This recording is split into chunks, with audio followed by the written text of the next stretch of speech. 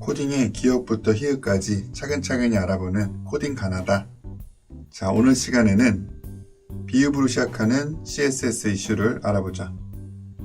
타이포그래피, 즉 CSS에서 텍스트를 다룰 때 가장 까다롭다라고 할 수 있는 버티컬 얼라인 속성에 대해서 알아볼게요. 자, 제가 요 초록색 박스를 요 전체 높이 기준에서 세로 가운데 정렬 요 위치로 하고 싶어요. 자, 그러면 초심자분들이 많이 떠올리는 속성이 오늘의 주제 버티컬 얼라인이라는 거죠. 그럼 요 초록색 박스에게 버티컬 얼라인 미드를 직접 줘볼게요.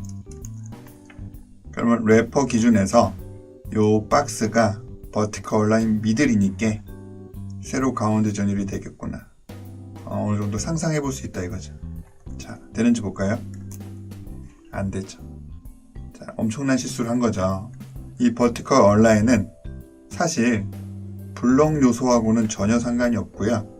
인라인 세계에서 세로 정렬을 해줄 수 있는 그런 속성이라는 거예요. 인라인 또는 인라인 블록, 인라인 특성을 가지고 있는 요소들끼리 어떻게 세로 정렬을 하는지, 자, 그러한 속성이라는 것이죠. 그러면 버티컬 얼라인 미들이 내가 원하는 대로 작동되게 하기 위해서는 어떻게 해야 될까? 우선 이 박스는 디스플레이 인라인 블록으로 설정이 되어 있어야 되는 것이죠. 인라인 속성을 포함하고 있어야 미들이 의미가 있어진다. 자, 볼까요? 자, 아무런 반응이 없죠? 자, 왜 그러냐면 이 버티컬 얼라인 속성은요, 여기서부터 여기까지 요 높이 안에서만 일어나는 일이기 때문이에요. 그죠? 이 밑에는 그죠? 우리가 지금 쓰고 있지 않은 공간이고, 만약에 요 요소에 인라인 블록이 되어 있다면 요 한 줄만 지금 이 인라인이 활동할 수 있는 영역이다라는 거죠. 텍스트는 무제공식 생각하시면 돼요. 한 줄에 텍스트들이 쭈루룩 쭈루룩 배치되는 그런 방식이 있는 거니까. 그죠? 버티컬 얼라인 미들은 요 한 줄 안에서의 미들을 의미하는 거예요. 전체가 아니라는 거죠. 자, 그러면 한 줄의 높이를 현재 부모인 래퍼의 높이 400으로 맞추겠다 라고 하면 요 박스가 중간으로 올 수 있지 않을까 싶은 거죠.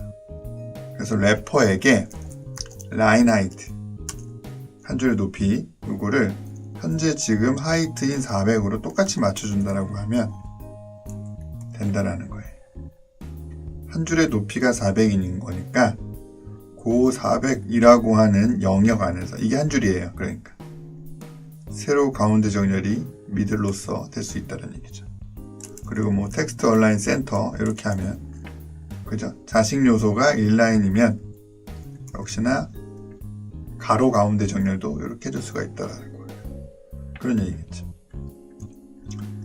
자, 요거는 아주 초심자 대상으로 실수하기 쉬운 부분을 설명드린 거고요.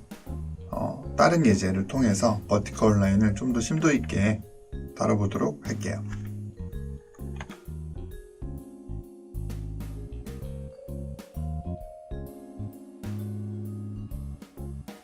자, 버티컬 얼라인 속성이 인라인의 세로 정렬을 위한 속성이었다. 자, 그 부분을 이제 아셨을 거예요. 자, 요번에는 버티컬 얼라인이 실제로 어떻게 쓰이는지 몇몇 사례를 보여드리도록 할게요. 자, 이렇게 와우라는 DIV를 만들었고, 애플 맥북 프로라고 텍스트를 이렇게 넣어놨어요. 그리고 스팬 태그를 하나 만들어서 텍스트라는 클래스를 달았고요. 요 텍스트가 어떻게 공간을 차지하고 있는지 보기 위해서 오렌지로 배경색을 깔았어요. 이런 식으로 나오겠죠. 자, 또 진행해 볼게요. 애플 맥북 프로, 이건 어떤 상품 소개니까 신제품을 좀 설명하기 위해서 배지 라는 스펜을 만들고요. 뉴라는 배지를 하나 달았어요. 그리고 요 배지도 배경색이 보이게끔 오렌지 레드를 했고 글씨색도 화이트로 잡았어요. 자, 이런 식으로 나오겠죠. 지금 이 두 개가 크기가 다 같아요. 요 인라인과 요 인라인의 크기가 같은 상황이에요. 자, 그러면 뭐 문제 없죠. 자, 근데 배지가 너무 크면 안 되니까 좀 작게 줄여볼게요. 폰트 사이즈. 자, 고정 픽셀로 폰트 사이즈를 줄이는 거는 비추죠. 그렇게 되면 수정하기가 나중에 너무 어려워지니까 상대적인 단위로 M 단위를 많이 쓰죠. 폰트 사이즈 0.3, 즉 30%의 폰트 사이즈로 된다. 자, 그러면 이런 식으로 나올 거예요. 이 인라인과 이 인라인의 세로 정렬이 어떤 기준으로 되어 있는가 한번 생각해 볼 필요가 있겠죠. 왜 U는 이렇게 아래쪽에 위치하고 있을까?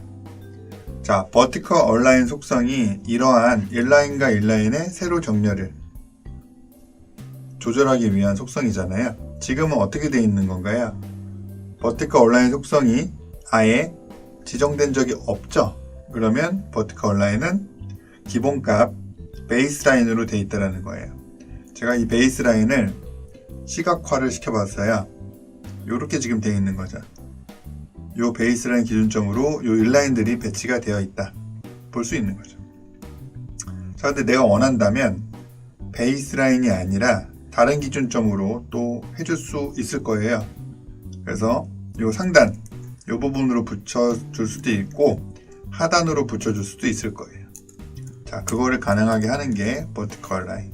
기본값은 베이스라인이고요. 현재 내가 한번 해보려고 하는 것은 여기 이 탑이다.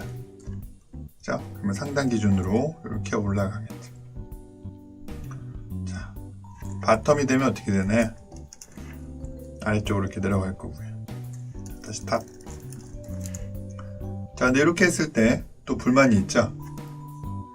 요 배지의 상하단 요 간격이 좀 마음에 안 드는 거예요. 왜 두 개가 다를까요? 자, 요것은 우리가 의도한 바는 아니고요. 요 폰트 디자인 한 사람이, 그죠? 요렇게 영역을 잡아놓은 것이다 라는 거죠. 이 폰트 디자인의 일부로서 요 간격도 설정이 되어 있는 거기 때문에 CSS 속성 이용해서 얘네들을 컨트롤할 수는 없다라는 거예요. 존재하지 않아요. 그런 항목 값 자체가. 굳이 이거를 변경한다면 폰트 만드는 프로그램을 이용해서 해당 폰트를 열어 값을 수정해줘야 되는 부분이에요. 말이 안 되죠? 그럼 요거를 어떻게 내가 원하는 대로 이 위의 간격과 아래 간격을 똑같이 맞춰줄까? 자, 그 부분은 뭐 우회적인 방법을 쓰는 거죠. 패딩, 안쪽 공간. 그래서 여기에다가 패딩 상단은 0.2M. 여기서 픽셀 단위 쓰면 안 되겠죠? 전체 폰트 사이즈가 변경이 되면 이 패딩 값도 같이 조절이 되게끔 하는 게 좋으니까 0.2. 그리고 좌우는 뭐 0.8 좀 많이 하고 하단은 뭐 0. 기존에 공간이 좀 있는 것 같으니 이렇게 하면 이런 식으로 내가 디자인을 좀 더 안정적으로 해 나갈 수가 있겠죠. 자, 근데 또 마음에 안 드는 게 이렇게 삐져나간단 말이에요. 이건 왜 그럴까요? 자, 인라인이라는 것은 블럭과는 다르게 어떤 특징이 있느냐? 위스 하이트 지정 안 되고요, 인라인에. 그리고 패딩 마진도 좌우만 제대로 적용이 되고 상하단은 적용이 안 되죠.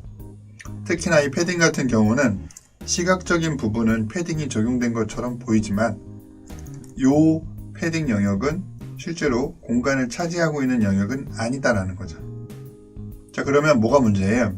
정렬을 내가 이것저것 맞춰줄 때 파악하기가 어려워져요. 이 공간을 차지하지 않는 영역이 어떻게 설정이 되어 있는지 직관적으로 파악해보기가 어렵고 예측이 좀 어려워진다라고 하는 점 때문에 자, 이렇게 인라인인 상태로 정렬을 맞춰주기보다는 얘를 인라인 블럭으로 처리해주는 경우가 더 쉽다라고 하는 얘기죠. 인라인 블럭으로 되게 되면 공간을 차지하고 있는 패딩 상단을 쓸 수가 있기 때문에 좀 더 직관적으로 레이아웃을 잡을 수가 있다라는 거예요. 권장하는 내용이죠. 요것은 제 개인적인 의견이에요. 자, 그러면 이 상태에서 이 패딩 값을 또 조절을 해서 만들어 줄 수가 있다라는 거죠. 됐네요. 자, 그리고 뭐 보도 레이디우스 같은 거 이용하면 모서리도 좀 이렇게 깎을 수 있을 거고요. 좀 그럴싸한 모양으로 만들었어요. 자, 그 다음에 정렬을 또 한번 바꿔보자. 뭐가 있나요 또? vertical align 미들이 있다. 미들은 중간이란 뜻이니까, 자, 어디로 배치될 건지 한번 상상해 보세요. 자, 볼까요? 자, 여기로 배치가 됐네요. 예상했던 그 위치인가요? 자, 보통 미들이라고 함은 요 전체 높이의 중간 한 요 지점 정도로 생각을 많이들 하시는데요. 이 미들은요, 사실 텍스트 미들이라고 보시면 돼요. 여기 왼쪽에 있는 요 텍스트, 영어 소문자의 중간 지점, 요게 vertical align 미들에 해당하는 위치다라는 거죠. 전체의 가운데가 아니에요. 텍스트의 미들이에요. 그죠? 그 부분 때문에 많이 혼란이 일어나죠. 자, 이 부분이 왜 중요하냐? 폰트가 바뀌면요, 이 미들 값도 바뀌기 때문에 주의해야 되는 부분이죠. 폰트가 바뀌면 정말 많은 부분들이 바뀌어요. 우선에 요 상하단 패딩 준 것도 폰트가 바뀌면 기존에 잡혀져 있는 원래 디자인 그 자체 틀이 바뀌는 거기 때문에 얘도 다시 잡아줘야 되고요. 그리고 베이스 라인도 좀 밑으로 내려갔죠. 이 부분도 달라지고 이 미들에 대한 부분도 기준도 달라진다는 거예요. 그래서 애초에 CSS에서 타이포그래피를 할 때 폰트 종류가 고정적이지 않은 상황이라면 굉장히 불안한 거죠. 모래성 위에, 모래성이 아니지, 모래 위에 성을 쌓는 격과 같다라는 거예요. 폰트가 완벽하게 고정적이지 않으면 내가 디테일하게 이런 수치를 이용해서 어떤 디자인을 해줘도 무너질 수가 있어요. 그 부분이 좀 한계라고 볼 수가 있겠죠. 자, 근데 한 가지 우리가 놓치고 있는 부분이 있죠. 뭐냐면 우리나라는 대한민국이죠. 뭔 얘기냐? 영어가 기준이 되면 안 되고 사실 한글이 기준이 돼야 되죠. 그래서 테스트로 요거를 영어 말고 한글로 이렇게 바꿨어요. 프로는 뭐 비교를 위해서 냅둘게요. 보면요, 이렇게 좀 나와요. 지금 얘네들끼리는 정렬이 맞아 보이죠. 그죠? 근데 프로를 여기로 하고 맥북을 맨 오른쪽으로 옮기면요, 확 비교가 되겠죠. 얘랑 얘가. 어때요? 딱 이 부분만 보세요. 그 맥북과 U가 정렬이 제대로 됐다라고 볼 수 있나요? 아니죠. 약간 밑으로 내려가 보이죠. 영어는 당연히 이 기준점이 영어 알파벳의 중간이니까 자연스러운데 한글이랑 이렇게 맞닿아 있다라고 하면요, 부자연스러운 거죠. 당연한 거죠. 그러면 어떻게 하면 될까요? 얘를 다시금 정렬을 해주는 게 맞다라는 거죠. 그러면 어느 기준점으로 얘를 정렬해 주는 게 맞을까요? 자, 미들은 자연스럽지가 않고 폰트 종류에 따라서 굉장히 유동적이에요. 베이스라인도 마찬가지예요. 그죠? 그래서 제가 권장하는 바는 이렇게 폰트 종류에 따라서 많이 유동적인 거 말고요, 요 상단 기준점으로 하면 어떻겠느냐라는 거죠. 물론 그것 또한 폰트 종류가 바뀌면 유동적인 부분인 거는 맞는데, 그래도 가장 유동성이 적은 부분이 요 상단 부분이지 않느냐라는 거죠. 그래서 요 부분에 vertical align 이렇게 탑으로 잡고요, 상단 기준점에서 내가 원하는 위치로 내린다라는 거죠. 그죠? 그러면 여기에다가 마진 탑 쓰면 되겠다. 그래서 뭐 1.6M, 역시나 이것도 M 단위로 해야 되겠죠. 이렇게 내린다. 너무 내렸구나. 이런 식으로 해서 내가 원하는 위치가 나올 때까지 수학적인 계산하긴 좀 어렵고요. 위치가 나올 때까지 점차 조절을 해줘야지 되겠죠.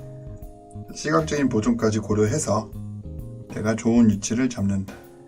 자, 그러면 폰트 사이즈가 나중에 변경이 돼도요. 즉, 요 전체 와우 여기에 폰트 사이즈가 변경이 돼도 같은 비율로 줄어든다라고 하는 점이 있죠. 그렇죠? 이게 커지면 같은 비율로 커지고요. 자, 이 점이 완벽하게 구축이 될 수 있다라는 거죠. 그래서 정리하자면 버티컬 얼라인은 미들과 베이스라인은 굉장히 유동적인 값이고 탑값은 비교적 변수가 좀 적은 값이니 그 탑값을 이용을 해서 이러한 디자인의 경우에 우리가 활용할 수 있겠다라는 거예요. 자, 물론 이 상황에서도 폰트 바뀌면 엉클어져요. 이게 뭐 유지가 되거나 그러지는 않아요. 하지만 우리가 생각해야 되는 건 폰트 종류뿐만 아니라 브라우저의 종류, 그리고 운영체제의 종류 이런 것들이 있죠. 그래서 이 상단으로 맞추게 되면요. 가장 이런 브라우저 종류의 차이, 그리고 운영체제 종류의 차이의 어떤 문제 때문에 엉클어지는 일을 최소한으로 할 수 있지 않을까. 열심히 우리가 이 속성을 배운다라고 해도 아직까지 이 CSS에서 타이포그래피를 섬세하게 다루기란 쉬운 일이 아니다라는 거죠. 정답이 아직 없어요. 물론 뭐 점차 발전하겠지만 이 타이포그래피는 영어 기준으로 발전하고 있는 중이기 때문에 한글을 위한 타이포그래피는 아직 빈약하죠. 그래서 글쎄요. 한계치를 잘 알고 우리가 최대한 내로 알고 있는 지식으로 맞추는 게 유일한 해결이지 않을까 싶어요. 자, 오늘은 여기까지 진행하겠습니다. 감사합니다.